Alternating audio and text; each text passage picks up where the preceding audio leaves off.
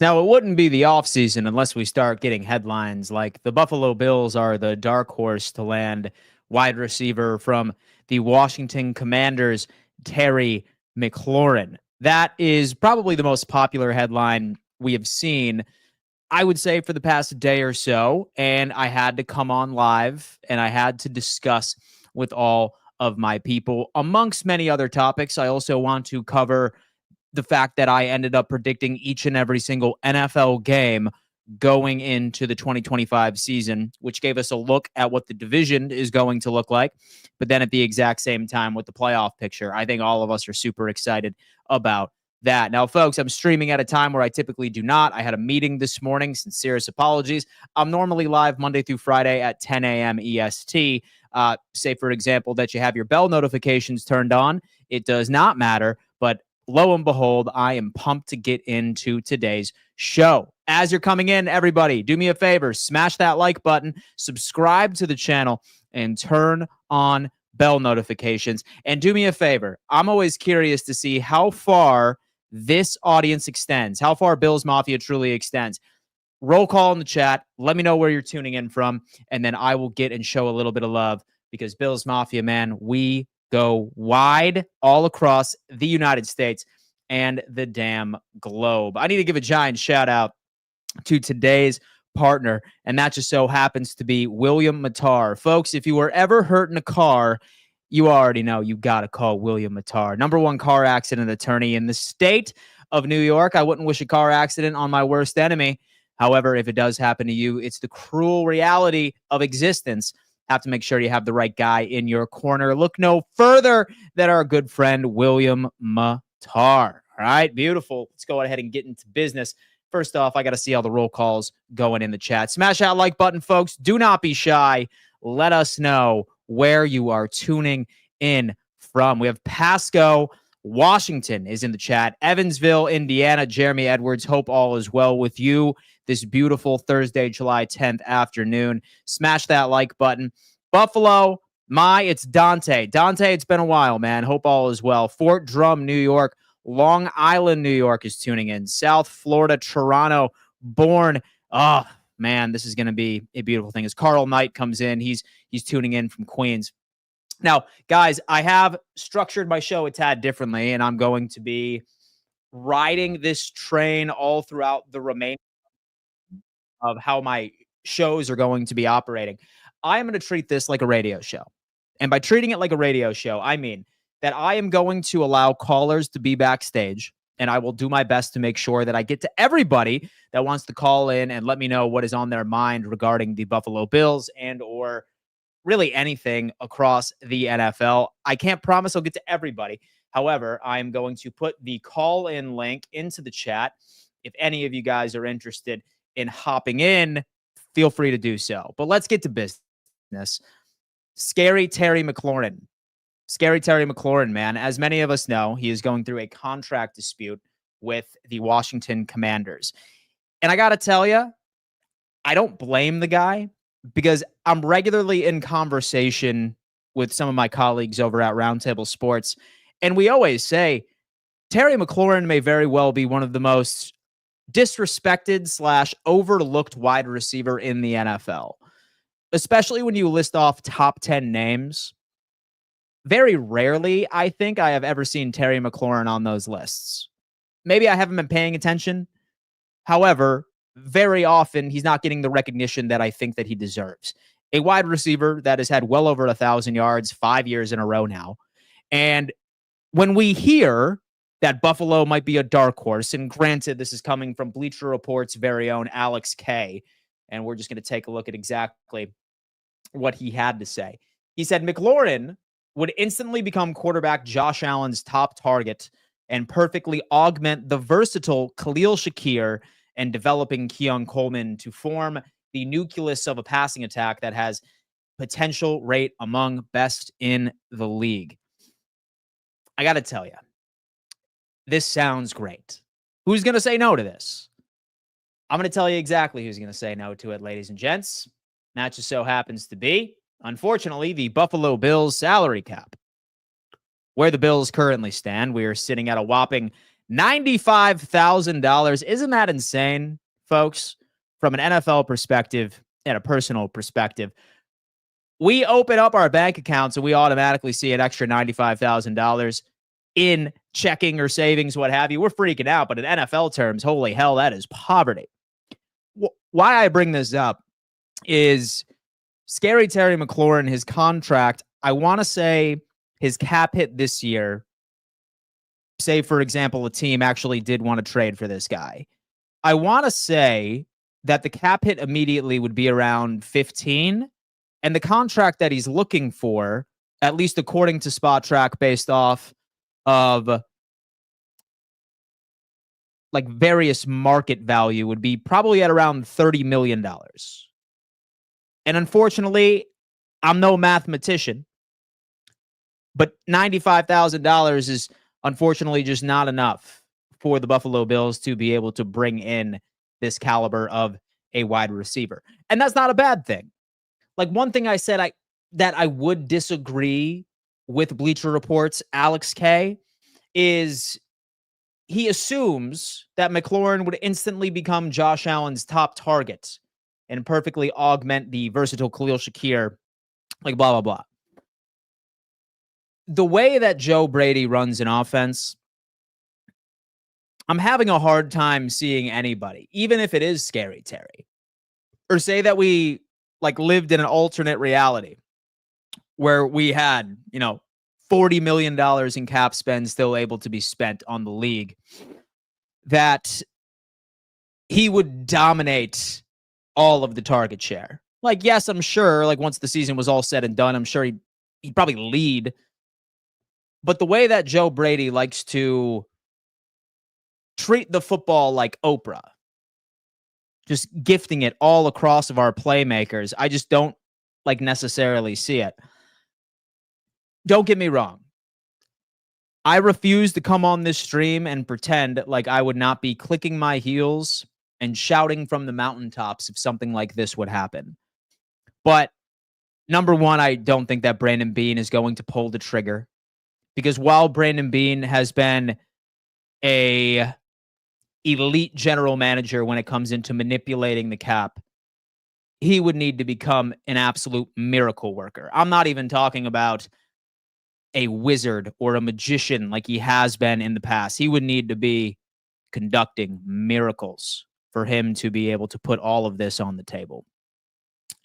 And I'm looking at some of the contracts that the Buffalo Bills currently have right now.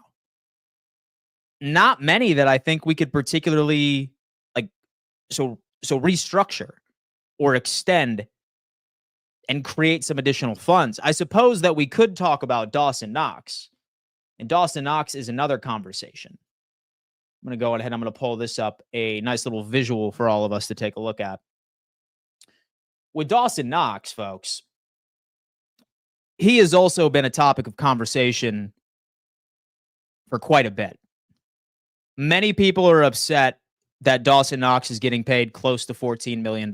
When you pull up Spot Track, you'll notice that he is the third highest paid player on the Buffalo Bills. I'm not lying. It's all right here.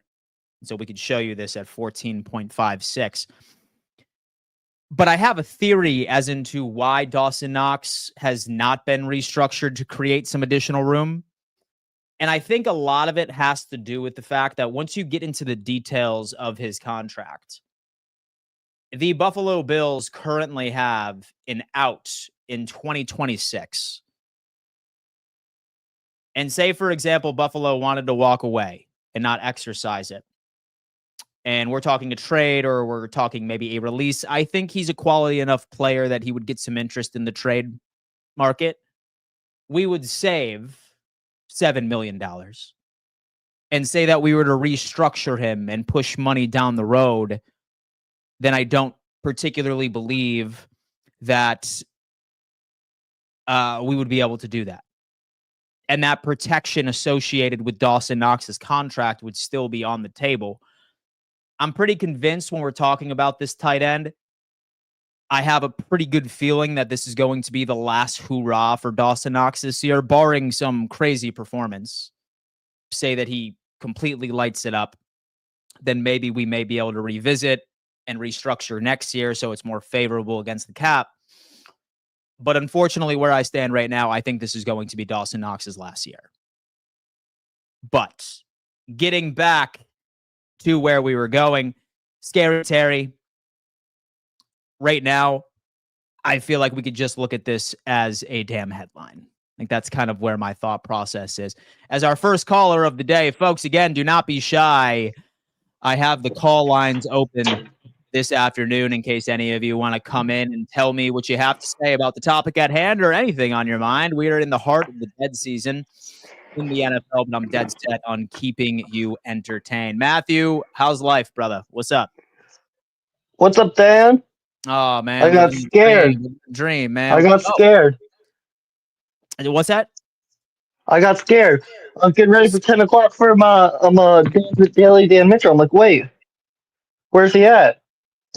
Sincerest apologies, man. I had a last-minute meeting. All good. I also ended up having a haircut, but I had to come on and I had to talk to the people. Oh, I see. You're looking good, Dan. Looking good. Thanks, man. I appreciate that. Quality fade. Oh, wait, Dan. Style, Dan, you know? we have some breaking Buffalo Bills news from Adam Schefter. Breaking news. Oh, all right. Wait, All right, no, wait a minute. it's Buffalo Bills. No, wait, it's Buffalo Bills superfan Matthew's birthday. Happy birthday, Matthew. Happy birthday, my friend. Breaking news. And how old are you turning today, Matthew? 17. 17 years old, man. Dude, enjoy it. Like, my advice is stay 17 as long as you can, my friend. Hey, I know you already got me a present, but hey, it's okay. Don't worry. I already got my 3 presents. 1, hey, chat. Everyone in chat, spam Go Bills. Spam it. Spam Go Bills in the chat for Matthew's birthday, ladies and gentlemen. Let's get into 2, it's going to come a bit in a couple months, around February. It's going to be a Buffalo Bills Lombardi. It's a Buffalo Bills Lombardi for your second birthday gift. I'm loving it. It's okay. And the third one, Junior Camaro's in the home run derby. My favorite race player. So, hey, Dude, it's okay, Dan. I know you got me something. But hey. Oh, yeah, it's in the mail. Good. Oh, yeah, it's in the mail, bro. Yeah, it's coming soon. You know what I mean? So now that I have you, thoughts on this headline, Scary Terry and the Buffalo Bills being a dark horse of obtaining him. Bro, the Commanders need to re-sign him. Jaden Daniels needs him. I don't want him. Keep him. Mainly because I want Jaden Daniels to succeed and the Commanders to be good. Mm-hmm. Just keep him. Why are you trying to... The rest of their team is a whole bunch of aging vets. He's like the one young guy. Yeah. No. Like, what's the team? Bobby Wagner? Zach Ertz? Like... Have Debo Samuel, man. Have Debo. Almost as old as me. They're all old. Yeah, you gotta keep. I keep on saying Ted McMillan, but no, you gotta keep Scary Terry. You gotta keep him. Now, when you look at the second year for a quarterback, it is integral for development because you could look at what happened to C.J. Stroud last year. Yeah, and I feel like his situation was a bit different because his offensive line was historically bad. I feel like Diggs got hurt Washington, yeah. I feel like with Washington, you need to make sure you bring back his number 1 target for at least 1 more year. And when it comes into cap spend, Washington is in a far better situation than Buffalo. I think they have around $22 million ready to play with. So I'm still pretty confident that Scary Terry McLaurin will be getting a contract prior to training camp. But again, it's the heat of the offseason. And I feel like anytime there's a disgruntled player within the NFL, you always see a headline saying Buffalo Bills dark horse in acquiring this guy. It's the nature of the beast right in this business. Yeah. But it really is. If I'm the Commanders, I'd be in win down mode before one, the rest of your old roster gets older, and 2, before you have to pay Jaden Daniels a crap ton of money. Yeah. No, man. Listen, I totally understand it. He's about you got to win now after the Commanders. But on the Bills side of it, if we somehow got him, I don't know what I would feel. Because like what I said a few days ago, if the Bills are going to make any big kind of moves like that, it needs to be on the defensive side of the ball. So, tough Trey Henderson. No. We got to make. Wait, Alphonso Samuel Jr. is still out, right? He's still a free agent, right? Yeah, he is. He's an entire different topic. His injury must be very significant because he is still yet to get a contract. He's young, and on paper, he should have been signed months ago. But Hey, former like that's Seminole, my former only thought, Seminole. right? Well, Matthew, let me tell you what, man. Happy birthday, my Hello. friend. Thank Make you, good Dan. decisions today. Make good decisions today. Have a good one, and I will see you Yep. tomorrow Go morning, my Bills. Go beloved. Bills. Go Yeah, Bills. let's go Thank you, Bills, Dan. brother. Have a good Yes, one. sir. Yes, sir. Shout out to Matthew. Happy birthday, Matthew, in the chat, man. Guys, if you are just tuning in, I appreciate you. I sincerely do. Keep in mind the call lines are open in case any of you want to come in and chop it up about the Buffalo Bills, the Scary Terry headline, which I think all of us are in unison agreeing that this is just fluff for the offseason, but still fun to talk about. DTN is backstage and ready to talk some ball. What's going on, man? How you doing? Nothing much, Dan. I should have sleep right now because I'm working later tonight, but at the end of the day, I saw a couple of things that is not related to this topic. However, it is Buffalo Bills related. And cool. One of them includes the NFL top 100 players of 2025. And it was just announced that James Cook was the 89th best player from the top 100 list. What are your thoughts on that? Was the 89th player, huh? So it's funny that you brought that up because as soon as when half of Bills Mafia was mad at James Cook a couple of months ago, where they said, oh no, it's all the offensive line, I was on that side of the argument. So I said, you know what? I'm going to start putting together a video showing that it was all the offensive line that made James Cook good. But then, like once I started actually diving into the film, his vision was absolutely elite. His quickness, his twitch, and his ability to create space. It made me look like an absolute moron once I actually started looking at all of the production that he put onto the field. Now, I'm not going to say that he would be the same guy if he dropped down to a team that was more middle ranked, like sort of offensive line. But I mean, dude, he's a stud. Like, he's a stud, man. Like, we needed him last year because, like, one thing I feel like a lot of people forgot was Josh Allen broke his hand week 1. And at least for the first 4 to 5 weeks, he was not the same Josh Allen. Was not the same Josh Allen by itself. So we relied on James Cook for a couple of those games. And so I think it's well-deserved, man. I really do. I'm not so sure that we're going to give him a contract prior to training camp. I'm not so sure that we are going to give him a contract next season. And so I do know wherever he lands, he's going to be a crazy contributor next year in 2026. And I'm just so glad that we have him one more year.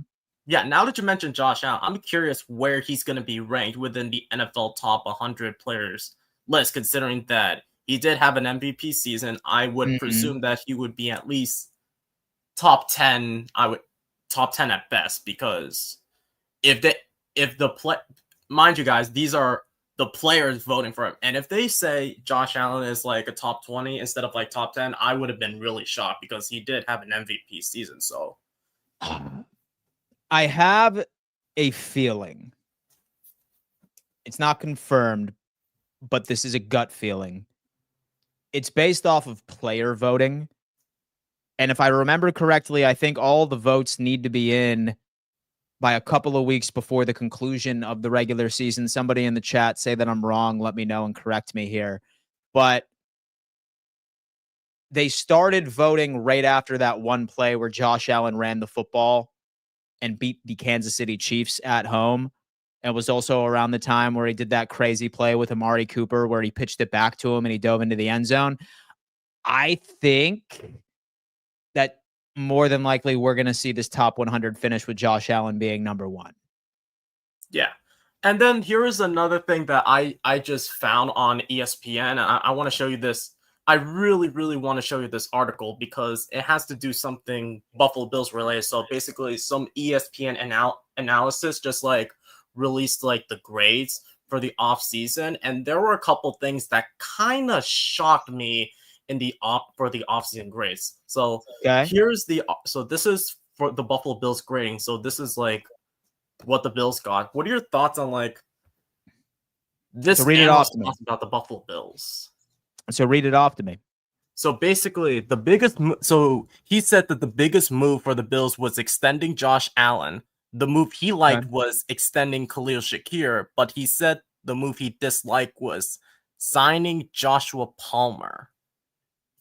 Signing Joshua Palmer. I'm going to add this to the stage. Before presenting the screen, remove other media. Okay. Move that. Bang. All right. And read that up to me again, or so with your window, sort of squeeze it inward if possible. And so it fits the whole screen. Oh, hold on. Let me see if I can. So on the far right. Yeah. Perfect. And so read that for us again. So the analyst, I think his name is Walker or whatever is that. He said that the favorite, what he liked about the Bills was extending Josh Allen and Khalil Shakir, but the move he disliked was signing Joshua Palmer. Mm-hmm. And I don't understand why. I know that there has been some like biases when it comes to like grading. So I don't know if this is like a bias thing or he has like a different perspective of why he doesn't like the Josh Palmer signing for the Bills. Well, Bills Mafia, please do us a favor and let us know your takes in the live chat. But here's mine, DTN. I understand and empathize where he's coming from because both Elijah Moore and Joshua Palmer are nothing but upside / hype. Like when it comes into the box score and when it comes into actual statistical production, it's not there for either of those wide receivers. I am very high on Josh Palmer. And so I love his ability in route running. He stepped in perfectly when Mike Williams and Keenan Allen were down 2 years ago. And he's always had his number called and he has always delivered. But really, at the end of the day, it's just speculation. Like we're speculating that Joshua Palmer is going to enter this offense and like he's automatically going to be 750 to an 800-yard type wide receiver, or like he is going to be what Amari Cooper should have been for us last year. I do remain optimistic, but I have fallen to my sins of the past where I have said, oh man, Curtis Samuel for the Bills, he's about to go off next year. I'm sure you remember when I was saying that. Like that was the soapbox and that was the hill that I chose to die on. So I think he's being cautiously optimistic. I probably wouldn't say that I hated the move, but it's more of a, hey, let's prove it and let's see what he's all about. Yeah. And then I looked deeper into the article and there were a couple of grades that I kind of disagree with. Like you said that at one point you thought like the Bears had a good offseason, which I kind of agree.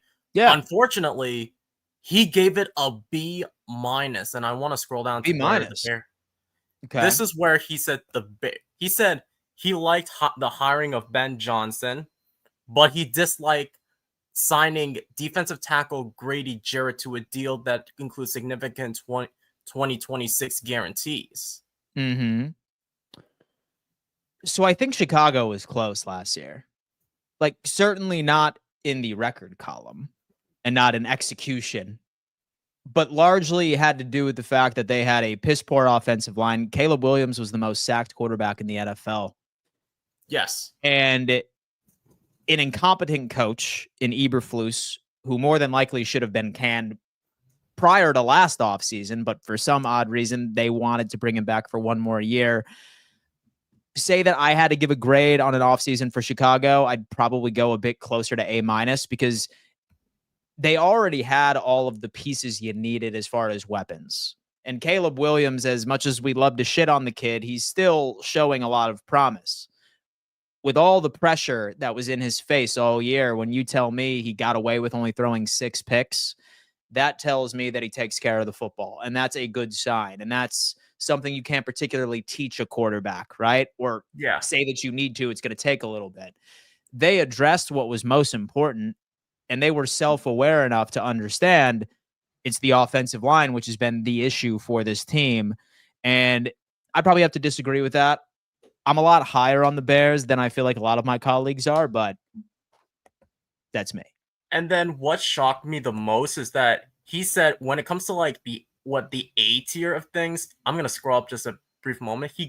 I agree with the Broncos offseason grading. Oh yeah, the one that I was incredible. Did not expect was LA getting a the Los Angeles Rams.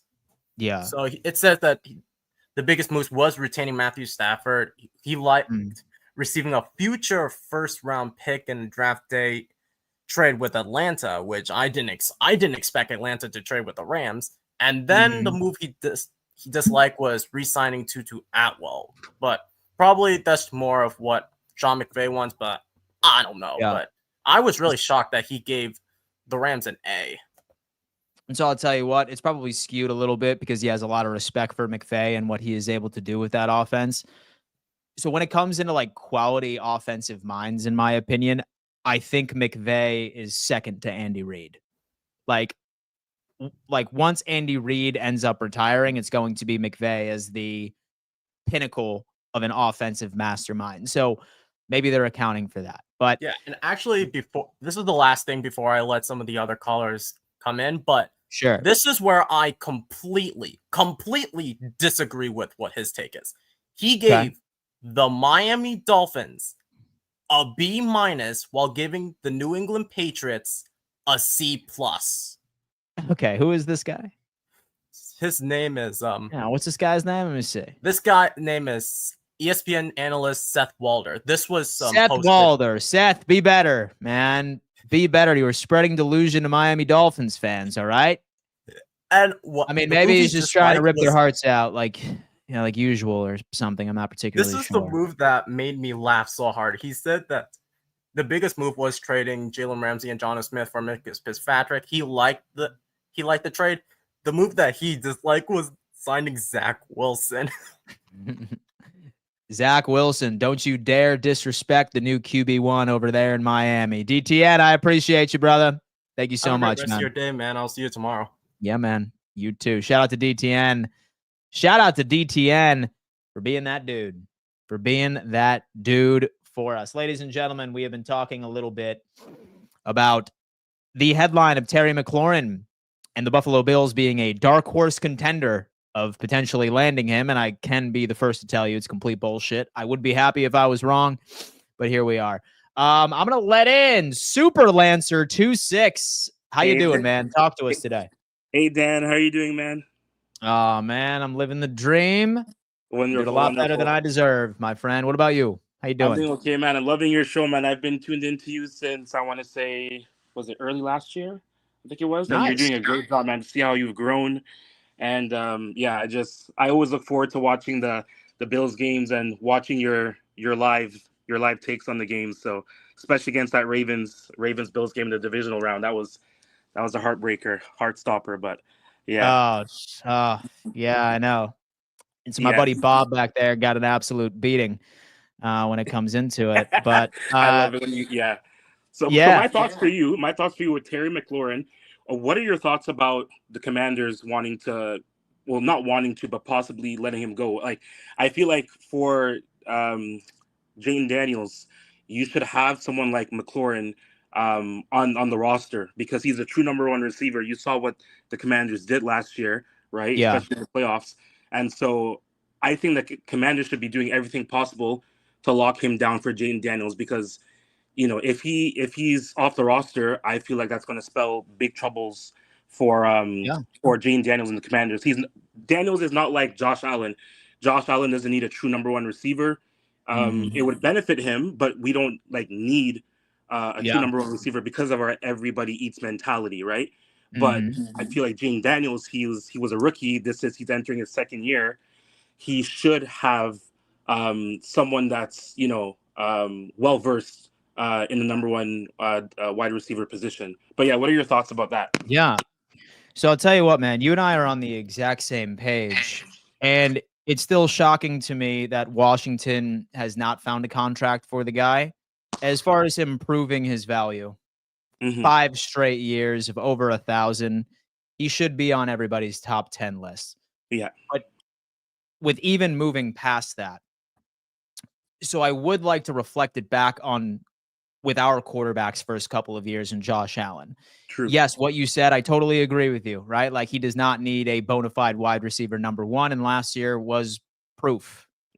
However, as much as we tread away from the Stephon Diggs topic, what he provided for the development of Josh Allen for those first couple of years when he was a Buffalo Bill is the reason why I believe Josh Allen is Josh Allen. True. Because he ended up giving him that confidence. And with so many different circumstances we see from a rookie quarterback shocking the world and being a world beater his first year, and then going into that very difficult sophomore season, them ripping away Terry McLaurin from him is going to completely put it out of whack and, in my opinion, ruin his development. Exactly. That's nothing against Jaden. Like, he's one of my favorite, quarterbacks in the league right now, but it's going to get done. So when I look at their cap space, and so they have like $23 million ready to spend, and they could very easily end up just signing him to a very team-friendly deal too, and still get him to what he wants, like around $30 million a year. I'm not entirely convinced that he's going to be wearing any other uniform but Washington's next year. Exactly. I was thinking this. I think this is all just probably just to get the spotlight on Washington. I don't know. I don't see it happening. I mean, if the Bills were to acquire, by some miracle, as you were saying earlier, to acquire Scary Terry, that would be amazing. But, like, in terms of the funds that our franchise has, we're not, in a position. We'd have to definitely shift various things around to make it happen, right? So I don't know. I would like to get Scary Terry, but I feel like Washington, come hell or high water, eventually, push comes to shove, they're going to keep Scary Terry. They're going to capitulate to what his demands, because it's not like you have Tom Brady in the backfield, right? Or you have like Joe Burrow or something. He's not a rookie anymore. He's entering his second year, but he's still, pretty new. Look what happened, as you said earlier, with Texans quarterback. Oh my gosh, what's his name? I'm drawing a blank. CJ Stroud. CJ Stroud. Yeah. So look what happened to him. Like, he didn't have his main weapons, right, throughout the season. Diggs goes down. And I can't remember the other receiver. I don't really pay too much attention to the Texans, but they both basically went down, and it was basically next man up. And although he did okay, he didn't fare as how he did in the first season, in the previous season, right? So I mean, like, I think that they really have to lock down Scary Terry, because if they don't, it's gonna scream problems for the Commanders. And if they don't make the playoffs, they might be saying, "Oh, well, what could we have done differently?" And we all know what the answer would have been, right? So sign Terry McLaurin. Exactly. Into what he wants. Exactly. Yeah. Well, last question for you. I'm from Canada. Nice. I'm in like Detroit Lions territory. I'm in Windsor, so I'm just across the border from Detroit. So I always wear my Bills gear all the time. I get looks and stuff, but I don't care. I don't give a damn. But my question for you is, I know that you talk about Picasso's Pizza. And I know that you said that they deliver nationwide. Now, I'm in Canada, and I would love to taste Picasso's Pizza. I do have a passport, so I've been to Buffalo before. I actually went to the game that the week after Damar Hamlin collapsed on the field, that Patriots game where Naheem Hines he returned to kickoff. That was storybook, man. I was at that. Awesome. That was my first Bills game. That's a great game to be at. Great game to be at. But I wanted to know, do you think Picasso's Pizza would eventually maybe start delivering, like, cross border? Yeah. So from what I understand, man, my partnership with them expired in February. But from what I understand, I think it was exclusively within the US. I could be wrong. It's through this company called Goldbelly. Okay. And I'm not sure if Goldbelly does go to Canada, but what I would do is I would just go over to their website. Yeah. And I'd play around with it, because it is incredible pizza over at Picasso's Pizza. Incredible. So I highly recommend you go check it out. So I'd probably just go to goldbelly.com or picassospizza.com and see what it looks like nationwide shipping, and see if they would. I sincerely hope that they will. Even if they don't, it's not a huge deal, because I like to go across the border to Buffalo every now and again. I'm in Windsor for school, but I mean, I wanted to go to the what do you call it? The Chiefs game, but that tickets are just crazy. It's too expensive. So I'm possibly I might be going to the Jets game, the final game of the season, but it's a flex game. So I mean, it is what it is. But I wish I knew exactly what date that they were playing. But whenever I get over to Buffalo, I'll definitely make sure to visit Picasso's Pizza and I know you spoke about Rush. Was it Rush 34? Rush. Was It was Batavia Downs, my friend. Yeah, the number one place to watch Buffalo Bills off-season games, baby. Exactly. So thanks for having me on your podcast. Sorry if I sound a bit disheveled. It's my first time doing it. I've never done this before, so. Well, hey man, listen. From now on, my content is going to be welcoming on my guests to vent on anything that is on their mind all season long. So I hope to see you here again soon. Thanks, man. Appreciate it. Happy birthday, Matt, and go Bills. I love that. I love that, man. I love a good call. And you know what? I saw somebody right in my chat. Please forgive me and let yourself be known. Actually, never mind. It's my boy Jeff. He's coming. Did you see the Elijah Moore video? Well, my friend Jeff, maybe about 100 times. Because let me tell you what. Like Joshua Palmer, like many of us were getting into that conversation. So many of us were getting into that conversation of both of those wide receivers are just hype. It's hard not to get hype when you see a guy like this break in and out of his cuts like he has been in practice. And I have fallen victim several times of getting excited for players based off of preseason hype and practice videos, right? Curtis Samuel, for example, probably had to be one. But like, you can't look at this video with Elijah Moore and not be optimistic. Like, this is everything that we have been missing from this team. A true speedster, somebody that can play out of the slot and then also right on the boundary. So, which is even more interesting because it makes me reflect back on a recent interview with Joe Brady, where he said that he's not particularly looking for an exclusive X wide receiver. He's fine with having a bunch of versatile guys that can move in and out. And who are we to question that offensive coordinator who has brought us so much success? I mean, damn, ladies and gentlemen, we are talking about hands down the most successful offense, statistically successful offense that this Buffalo Bills franchise has ever seen back in 2024. Can he repeat it? And can Elijah Moore be the missing piece to somehow take us to the next level? It's pretty difficult for me to see. Ash has come in. Hey, Dad, it's Ash from Nassau, Bahamas. What did I miss? Are we getting McLaurin? Ash, unfortunately not, my friend. We just saw a headline.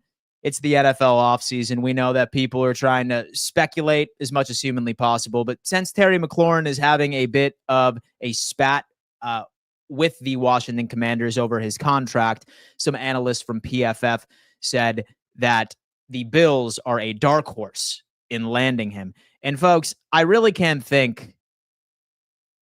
So reflecting back 4 to 5 years where there has ever been a contract dispute in the NFL where a headline has not been the Buffalo Bills are a dark horse for this player.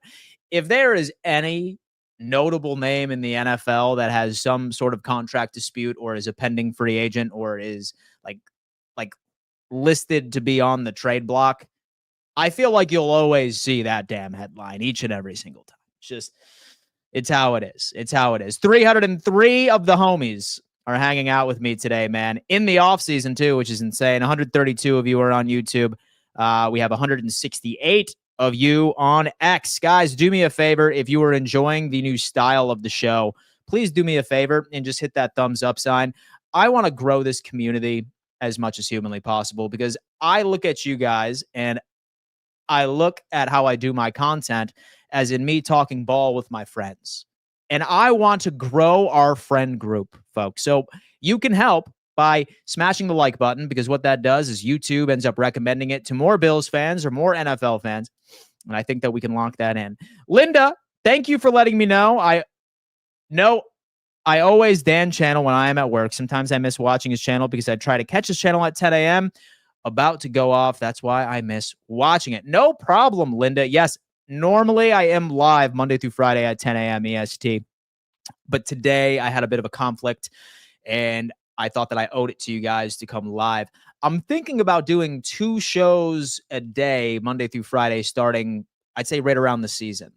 Don't hold me to it, but I am strongly considering doing that as well, because right now, with how dead it is, so within the off season, I feel like I'm drastically underestimating how much there is going to be to talk about for this upcoming season. So maybe looking at 2 shows a day, Monday through Friday. So make sure you smash that notification bell when you subscribe as well, so you do not miss a live show.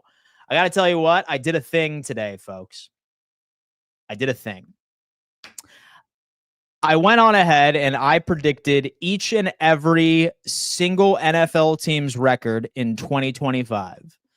In fact, I ended up using this tool that was brought to you by the Pro Football Sports Network. I love their tools over there. Have a great mock draft simulator.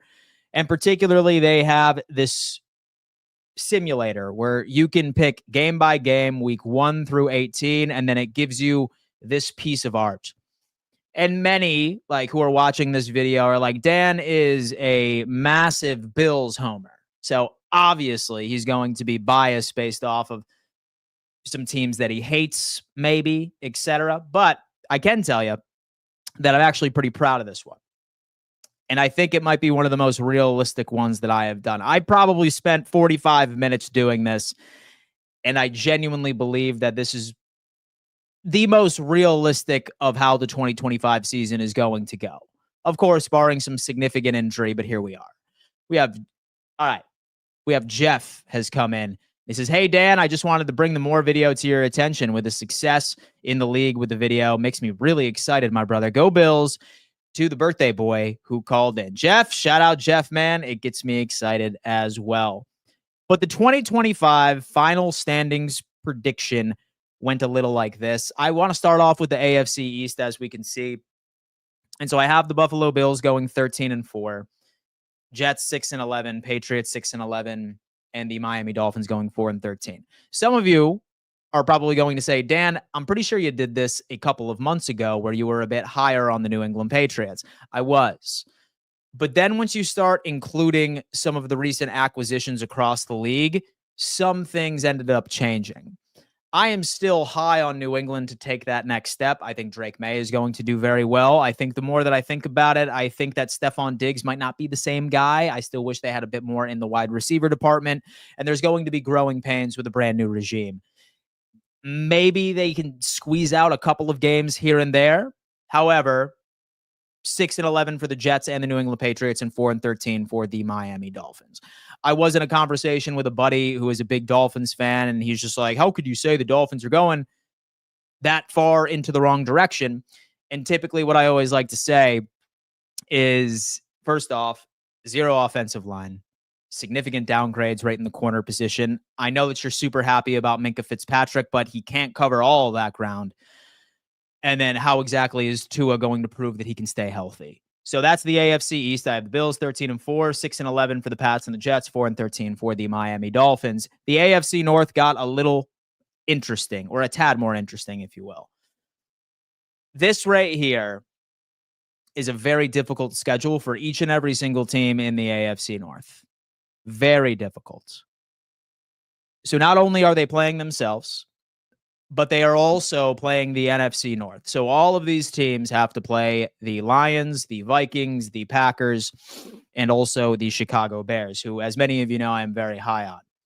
I have the Pittsburgh Steelers now winning the division with a tied record with the Baltimore Ravens at 11-6.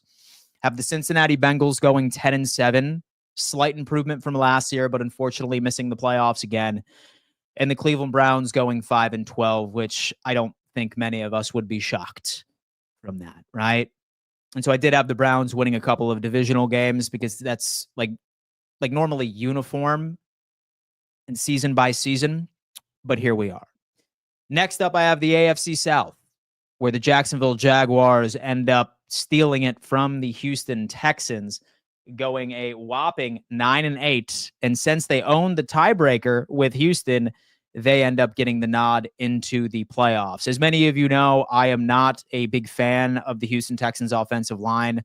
I'm glad that they invested relatively heavily so within their weapon group, but I don't think it's going to be enough. When CJ Stroud is on his ass as often as he was in 2024, and you just like really become worse at that position group, I'm not very high. We have the Indianapolis Colts going 6-11 and the Tennessee Titans going 3-14. I don't think anybody's really shocked there. Followed by the West, of course, you have those dastardly Kansas City Chiefs once again winning the division. I know that people like to hop on the bandwagon and say, I'm looking at the Chiefs and I'm looking at the regression of Patrick Mahomes' regular season production and for the past 2 years, and that is them. But now I'm looking at that wide receiver core that they have. And there's quite a bit of context I wanted to put into it. Last year, so they were without Hollywood Brown right up until I think the last 2 games of the regular season and going into the playoffs, and same thing with Rashee Rice. Now you have both of those guys back, plus Xavier Worthy. Maybe some question marks on the offensive line, but it's Andy Reid. And I have learned my lesson for betting against the Kansas City Chiefs. I will not do it until I am proven otherwise. Followed by the LA Chargers at 11-6. I have the Denver Broncos at 10-7, and I have the Las Vegas Raiders at 5-12. I am sorry for my Raiders buddy who comes in here and watches every now and again, but I suppose you're getting close. Here. Now moving on to the Washington Commanders, who have taken the NFC East from the Philadelphia Eagles. You heard it here, baby. This is the Jaden Daniels 2.0 sophomore season. Sophomore slump, give me a break. This guy is taking over the league. He will be in the MVP conversation. I can assure you that. They win the NFC East at 13-4, where the Philadelphia Eagles go 11-6. And remember, the exact same sentiment that I put toward the AFC North, why I have the Eagles going around 11-6. Number one, a lot of turnover on that defensive line. Very effective over there. A lot of turnover. And they are also playing the AFC North, which is a very stacked type division. I could see both of these divisions internally and against themselves are going to have some struggles. Followed by the Dallas Cowboys going 9-8, a very Dallas Cowboys type season. And the Giants going 3-14. I don't think anybody is shocked. And I want to say that it would be between the Titans and the New York Giants for the first overall pick in the 2026 NFL draft. Maybe they end up welcoming Garrett Nussmeier to their organization for that campaign, but that's a conversation for a different time. Followed by the Detroit Lions at 12-5, winning their division. I have the Chicago Bears. I am a Chicago Bears truther, where they go 10-7 and make the playoffs. Have the Packers going 9-8. And of course, the Minnesota Vikings going 8-9. All right. As much as I love the idea of JJ McCarthy, let's be honest with ourselves. This is his rookie season. It's his red shirt rookie season. I think there's going to be some growing pains. So I see them having a bit of a regression in 2025. Followed by the NFC South. Have Baker Mayfield, the Bake Show, man. All right. Wide receiver after wide receiver after wide receiver. I think this is going to be a fun offense to watch. I think they end up winning the division. I'm high on Bryce Young from the Carolina Panthers. I think that he takes that next step, and I think that he ends up sliding his team into the playoffs, followed by the Falcons, a Michael Penix Jr. failed experiment. Here's a hot take. A lot of us are talking about, I wonder where Kirk Cousins is going to be traded to by the trade deadline. I have a feeling that Kirk Cousins ends up taking over for Michael Penix about like week 5, week 6. Hot take of the year. Kirk ends up getting the job back. And then followed by the Saints. It's first year of Kellen Moore. It's a rookie QB in Tyler Shough, 4-13. I feel like no one's shocked. Followed by the NFC West. You have 12-5. The LA Rams. I'm very high on this team. Watch for them. Have the San Francisco 49ers going 9-8. A very easy schedule. In fact, I'm pretty sure it's the easiest schedule in the NFL once all things are considered. But here we are. Have the Arizona Cardinals at 7-10. And then last but not least, I have the Seattle Seahawks at 7-10. And right here, you can see all of the playoff projections right here. Of course, our beloved Buffalo Bills are sitting at the number 1 overall seed. And then you also have the Washington Commanders at the number 1 overall seed for the NFC. Let's see what people have to say. D has come in. D, what's going on, my friend? How's life? I'm sorry about your New York Giants and my projection. Keep sleeping on the Giants. They are going to surprise a lot of teams. That defense is going to keep them in a bunch of games. I love the Giants defense. That front seven is one of the best in the NFL, and people do not talk about it. It's just tough, man. I look at the schedule, and it is brutal. It is probably one of the most brutal schedules I have seen an NFL organization have in quite some time. I'm trying to be optimistic for you guys, but I mean, who knows? I have a feeling that it's going to be Russell Wilson this year, and say that the Giants are smart. They will preserve Jackson Dart as much as humanly possible, so that way his development is not skewed. That is very funny. Dolphins to see the Dolphins 4-13. I think that is not going to happen. Dolphins fan forever. Have Linda. Hey, Linda, listen, I love you. And so I love my Dolphins fans in here. I see JD the Great in here, my friend. How you doing? It's tough for me for Miami, man. It's really tough for me because, number one, I have a feeling that y'all should be rooting for a season like this. And maybe some of you would disagree, and I know it's very hard to root for your team to be in a bad situation or to tank, if you will. But Mike McDaniel's not it for you. He's not it for you, and Tua is just not it for you. It's not working, right? So more and more that, and so I hear from all the stories that come out right of that organization of culture issues. So where it sounds like players just do whatever they want and they don't have respect for the coaches. And it's like a me type culture. I don't think that Mike McDaniel is the kind of guy that can fix it. And so I feel like the damage has already been done. And it's probably in y'all's best interests to pave a way away from him. And same thing with Chris Greer. Say that I was the owner of the Miami Dolphins, I would be trying to scheme up a plan of getting away from Mike McDaniel, walking away from Tua's contract and biting the bullet, and then going to this quarterback class, which is very, very strong. And plus, look, no hate is intended. It's not. Surprisingly enough, I don't hate the Dolphins. Like some of you think that I do not. So why would I hate a team that brings me so much joy twice a year? I'm just kidding. However, from an objective and neutral perspective, it's in the Miami Dolphins' best interest to find a way or a departure from Mike McDaniel / Chris Greer. And I think that's going to be the year. Question for yesterday's vid. How would you feel if Josh and Mitch had the same kind of storyline that Carson and Nick did okay. I would feel bad for Josh not contributing to their win in the Super Bowl. Let me get that again. How would you feel if Josh and Mitch had the same kind of storyline that Carson and Nick did for the Eagles? I would feel bad for Josh not contributing to their win in the Super Bowl. So he's bringing up a very interesting hypothetical. What if the Buffalo Bills made it to the Super Bowl, or like we had Josh Allen, knock on wood? I'm not even like having that phrase out into the universe right now. But say that they pulled a Philadelphia Eagles of 2017 where Nick Foles had to take over like by like week 15, week 16. And he ended up winning.